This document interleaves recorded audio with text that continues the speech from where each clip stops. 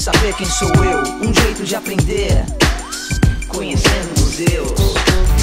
O Brasil viajar sem sair do lugar. Cafuso ou mameluco, saber quem sou eu. Vou logo resolver, conhecendo museus. Capivara, Pequi, Opala, Sambaqui. Entender de Minas, saber quem sou eu. Como posso descobrir? Conhecendo museus, conhecendo museus. Neste mundo vou entrar, o universo conhecer. Conhecer a mim, saber quem sou eu. Já sei como fazer. Conhecendo museus, conhecendo museus. Conhecendo museus. Quando se quer designar uma pessoa, uma coisa ou uma ideia antiquada, fora de uso, costuma-se dizer, é uma peça de museu, querendo indicar que no quadro da cultura contemporânea, o museu ocupa um lugar poerento e inútil. Porém, a arquiteta italiana Lina Bobardi sempre divergiu desse ponto de vista. O que é um museu? Um recanto de memória? Um túmulo para múmias ilustres? Um depósito de obras feitas pelos homens para os homens que já são obsoletas e devem ser administradas com sentido de piedade? Nada disso. Os museus novos devem abrir suas portas, deixar entrar o ar puro, a luz nova. Lina Bobardi desejava para o espectador a possibilidade de um olhar livre sobre a obra de arte, sem intermediações, num lugar acessível, amplo e em constante movimento.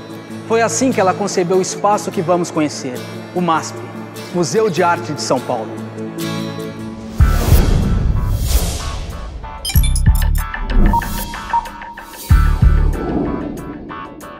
Museu de Arte de São Paulo. O MASP nasceu da ideia de um sonhador, um homem que chamava Assis Chateaubriand, que achava que o Brasil era um país que, para ser mais civilizado, precisaria ter um grande museu de arte. Chateaubriand comandava um verdadeiro império jornalístico, composto por jornais, revistas e rádios, e se preparava para ser o pioneiro da televisão na América Latina. Com uma postura ativa no processo de modernização do Brasil, Chateaubriand sonhava formar aqui um museu de arte de nível internacional. Como ele era um homem muito poderoso na época, ele resolveu usar essa influência dele para criar um museu em São Paulo e pedindo doações para os empresários mais importantes, para as pessoas mais influentes naquela época, que era a década de 30, começo da década de 40. E para isso ele chamou um especialista em arte, que era o professor Pietro Maria Bardi, que era um homem que já era colecionador naquela época, um italiano, que conhecia muito bem o mercado de arte. O mundo estava saindo da guerra, então ele via grandes oportunidades no mercado de arte e que, se não fosse por essas condições, nós jamais teríamos comprado as maravilhas que o MASP tem hoje aqui. Então propôs a Bardi o desafio de criar um museu de arte antiga e moderna no país. Bardi objetou que não deveria haver distinção entre as artes, propondo que fosse simplesmente um museu de arte, e aceitou o convite. Mudou-se com sua esposa Lina para o Brasil, trazendo consigo seu acervo pessoal, e acabou dedicando-se ao projeto pelo resto de sua vida, dirigindo a instituição por quase 50 anos. Então foi uma coisa feita meio na base do heroísmo mesmo. Ele foi um desbravador nessa área cultural de museus no Brasil. Enquanto Lina cuidava do projeto museográfico, Bardi e Chateaubriand se dedicavam à aquisição do acervo. Bardi procurava e selecionava as obras. Chateaubriand, auxiliado pelo executivo Edmundo Monteiro, negociava com empresários a doação de recursos para comprá-las, em troca de anúncios em seus veículos de comunicação. Isso começou pequeno, com uma sede pequena na rua 7 de Abril. O acervo foi se ampliando, conquistando reconhecimento internacional, e a coleção passou a viajar para ser exposta em grandes museus da Europa e Estados Unidos. E a coleção foi crescendo num tanto, que depois precisou se pensar num espaço maior. Aí se começou a planejar o prédio no final da década de 50. Levou 10 anos para ficar pronto. Ao doar o terreno para sua construção, o engenheiro Joaquim Eugênio de Lima fez uma exigência: preservar a vista para o Vale do Anhangabaú e o centro da cidade. Isso pediu uma construção suspensa ou subterrânea. Lina Bobardi e o engenheiro José Carlos Figueiredo Ferraz optaram pelas duas alternativas.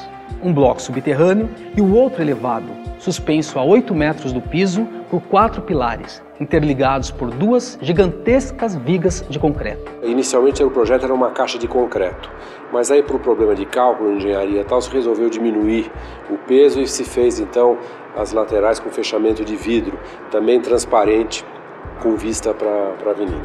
Sob os pilares, estende-se o que naquela época foi considerado uma grande ousadia. Um vão livre com extensão total de 74 metros entre os 2 apoios. O acabamento idealizado por Lina é simples. Concreto aparente, caiação, vidros temperados, piso de pedra Goiás, paredes plásticas. Do ponto de vista de arquitetura, foi uma coisa revolucionária, que representa bem aquela época do brutalismo, do concreto, essa discussão que havia na arquitetura. Não procurei a beleza, procurei a liberdade. Com essas palavras, Lina se refere a um dos projetos mais famosos e bem-sucedidos. Para ela, uma obra como o MASP deve ser entendida não como edifício acabado, mas como um organismo inquieto, que jamais cessa de ser construído. Então é isso, é um exemplo de arquitetura único no mundo, o MASP. E eu acho que é a marca da cidade de São Paulo. Qualquer cena que a gente vê em propaganda, em novela e tal, quando fala de São Paulo, mostra o MASP.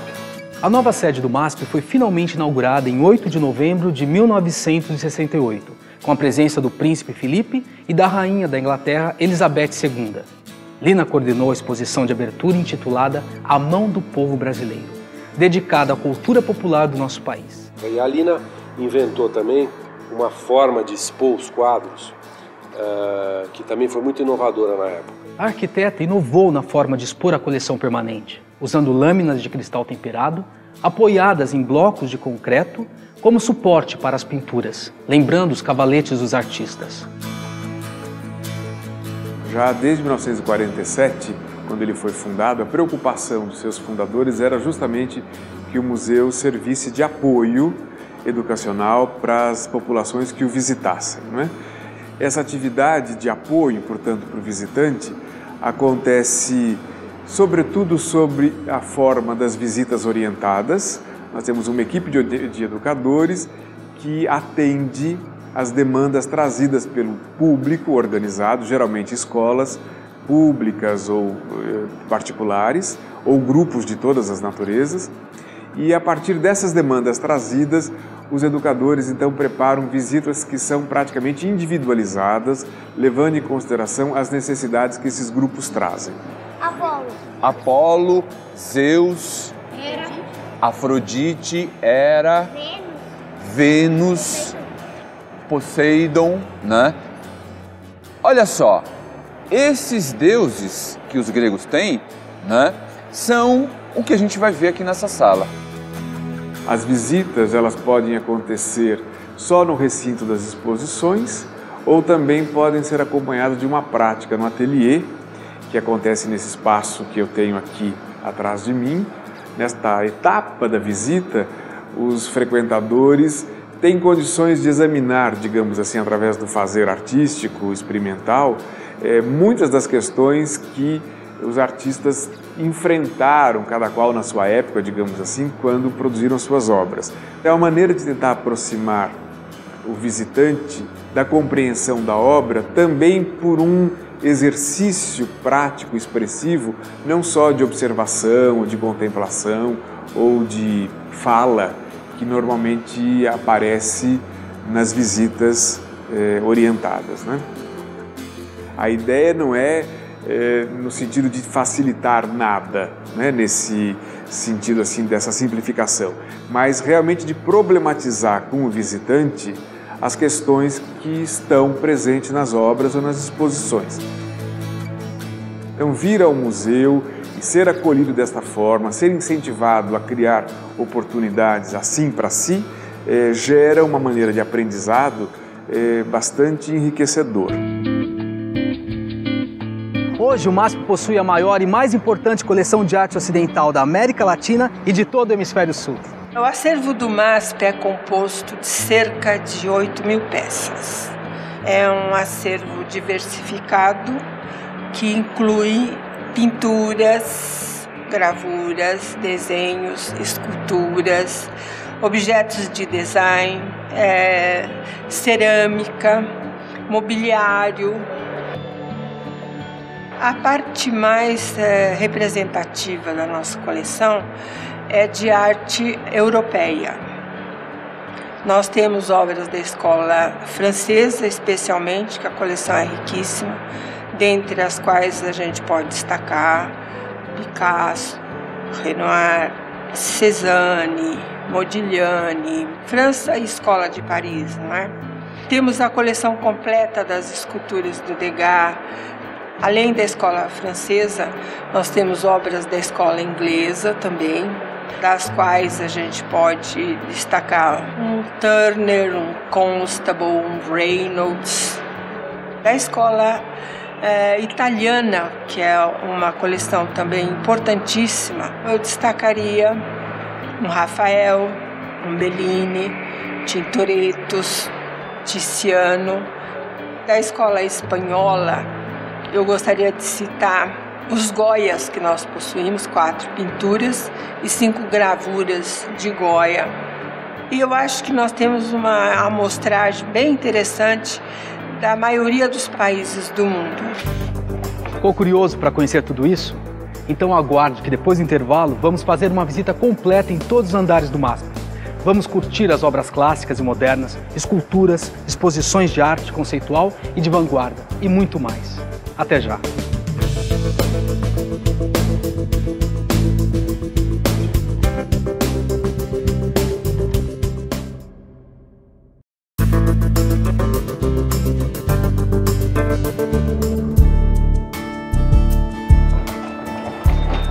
As exibições do riquíssimo acervo do MASP acontecem aqui no segundo andar. Como o espaço seria insuficiente para mostrar as 8.000 peças ao mesmo tempo, o atual curador do museu, Teixeira Coelho, fez a opção de exibir as obras por temas. Esta nova concepção de exposição foi organizada em 2008, em comemoração aos 60 anos do MASP. As obras brasileiras e estrangeiras, do clássico ao moderno, estão dispostas nas diversas salas, agrupadas por temas variados como mito, arte religiosa, retratos, paisagens e naturezas mortas. Vamos começar nossa visita com a mostra Olhar e Ser Visto. Nas palavras do próprio Teixeira Coelho, a exposição Olhar e Ser Visto celebra a arte do retrato e do autorretrato do século XVI aos nossos dias. São telas, fotografias, esculturas, desenhos e gravuras de mestres como Rembrandt, Van Gogh, Goya, Lazare Segal, Portinari, Velázquez, Picasso e Modigliani. Elas tornam possível perceber as diversas transformações na forma de representar ou retratar ao longo dos anos. Nesta área estão reunidos os chamados retratos de pompa, pintados entre os séculos XVI e XVIII. Fiz da sua pessoa o espelho da minha pessoa. Essa frase ilustra bem o espírito das obras. Podemos admirar vários retratos de nobres e aristocratas, como príncipes, marqueses, duques e seus filhos. Esta série de Jean-Marc Nattier, por exemplo, mostra Madame Marie-Louise Thérèse tendo como pano de fundo os 4 elementos: ar, fogo, água e terra.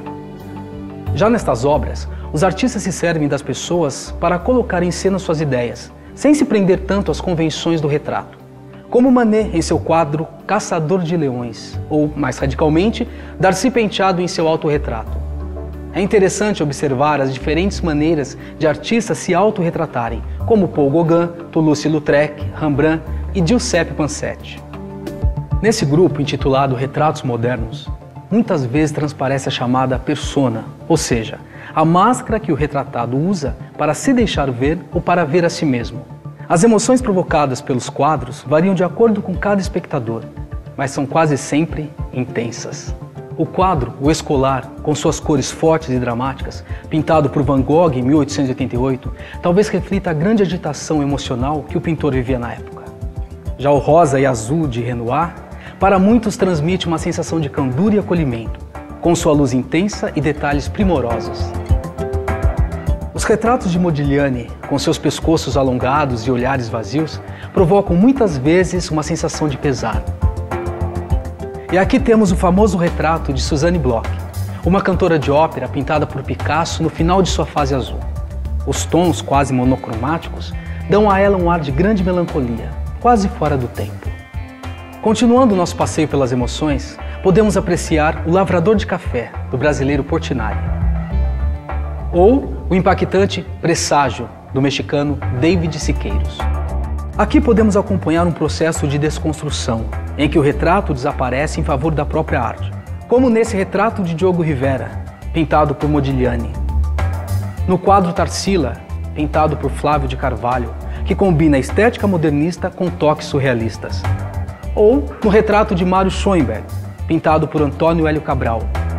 Seven de Hansen retrata uma família, e Cary Apple, um rapaz. E o espectador absorve tudo isso com inteira liberdade para interpretar e perceber cada obra, de acordo com suas próprias emoções. Ainda no segundo andar, temos uma outra exposição do acervo intitulada Arte do Mito. Como comenta o curador Teixeira Coelho, o homem é um animal que se conta histórias e é isso que o diferencia entre as espécies. O mito começou a entrar para a realidade primeiro na literatura oral e depois por aquilo que se chama arte. Toda a primeira grande arte da humanidade, a chamada arte clássica, depende do mito. E é um gênero que, com a paisagem, a natureza morta e o retrato, orienta a nova exposição permanente do MASP. Vamos a ela!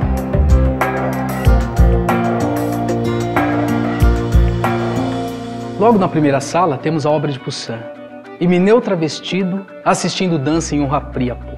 A exposição mostra vários estudos científicos, resultado de parcerias entre instituições francesas e brasileiras para melhor conhecer a obra. Foi restaurado aqui no MASP. Era um quadro que havia já a necessidade de restauro há tempos e finalmente tivemos êxito nessa tentativa e tivemos vários setores trabalhando nesse restauro, historiadores de arte, restauradores, pessoal do SECOR, que trabalha com luzes, infravermelho, etc., no diagnóstico da obra. E a restauradora se incumbiu do restauro, ajudada por toda essa equipe, inclusive a do MASP, a Regina Costa Pinto, que é uma brasileira que trabalha há muitos anos no Louvre, em Paris. E ela veio com muita alegria restaurar essa obra no país de origem dela. Aqui fazemos um verdadeiro mergulho na mitologia grega, com seus deuses e semideuses como Hera, Dionísio, Artemis e Héracles, retratados por artistas como Giovanni Battista Pittoni, Eugène Delacroix e François Crouet. Neste, por exemplo, a vingativa deusa Hera implora a Éolo, deus dos ventos, a destruição da frota de Ulisses, herói da Odisseia. Aqui vemos Eurídice colhendo flores e sendo picada por uma cobra que causará sua morte. A cabeça da terrível Medusa é retratada por Flávio Império. Édipo e a Esfinge estão no quadro de Ali de Sasso e o deus Pan é representado por Luiz Hermano. As esculturas são um capítulo à parte, com obras como Eros e Psique, do mestre Rodin, a Bacante Adormecida, de Villarreal, a Diana Adormecida, de Masuoli, ou a Vênus Vitoriosa, de Renoir. A mostra também inclui peças curiosas, como esse sarcófago romano, do século II a.C.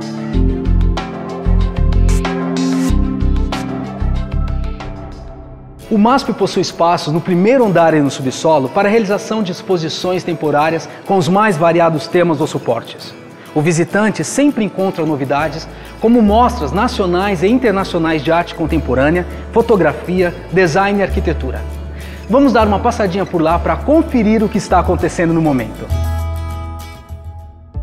Aqui, no primeiro andar, temos a exposição Primeiros Passos, Últimas Palavras do chinês Yang Xiaobin. É a primeira mostra individual do artista na América Latina. Sua obra reflete aspectos marcantes das guerras em seu país e provoca o espectador com imagens fortes e impactantes. Aqui no subsolo temos a instigante exposição da artista brasileira contemporânea Vera Chaves Barcelos, Imagens em Migração. Logo de saída, a artista provoca o espectador com um vídeo onde aparece cochilando, enquanto ouve uma palestra sobre o que é arte. Em suas obras extremamente criativas, ela usa a fotografia trabalhada de várias maneiras diferentes e combinada com desenhos, objetos e instalações para refletir sobre a vida e o mundo. Ainda no subsolo do museu, temos a mostra Onde a Água Encontra a Terra, dos fotógrafos Carol Armstrong, Fernando Azevedo e Leonardo Cossoi. Água e terra, fronteiras entre opostos, a água e a linguagem e a mecânica dos fluidos e dos sólidos são temas explorados pelos artistas em lugares variados, como Grécia, Nova York ou Araraquara, no interior paulista. O MASP foi criado para ser um museu dinâmico, com um perfil de centro cultural. Assim como não é possível exibir de uma só vez seu riquíssimo acervo, não é possível dar conta de tudo o que é aqui, em uma única visita. Além das áreas de exposição, o museu possui vários espaços culturais. Uma magnífica biblioteca especializada em arte, com livros raros em seu acervo, uma fototeca, uma filmoteca e a videoteca, espaços para cursos de história da arte e ateliês que oferecem oficinas para os visitantes. Os 2 auditórios projetados por Lina Bobardi, que são um espaço múltiplo para filmes, palestras e concertos. Uma lojinha, onde podemos comprar reproduções dos quadros que vimos aqui e uma infinidade de outros itens interessantes. E o vão livre no MASP, que é usado para inúmeras atividades culturais e manifestações populares.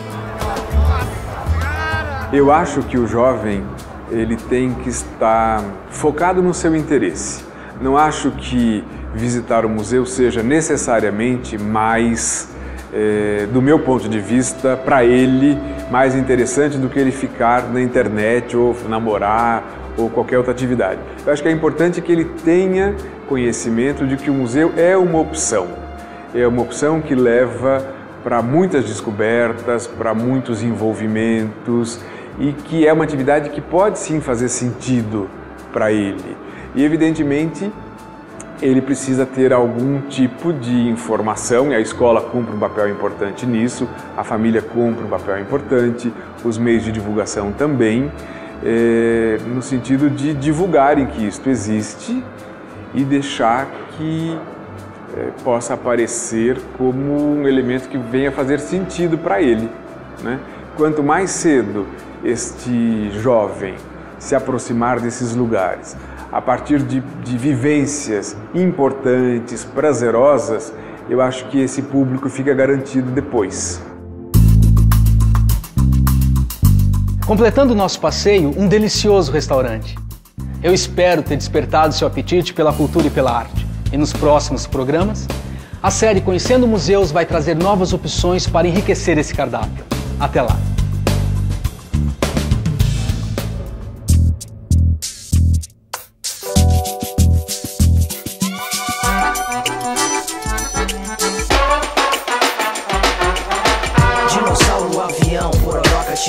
Histórias vou saber quem sou eu. Um jeito de aprender, conhecendo museus.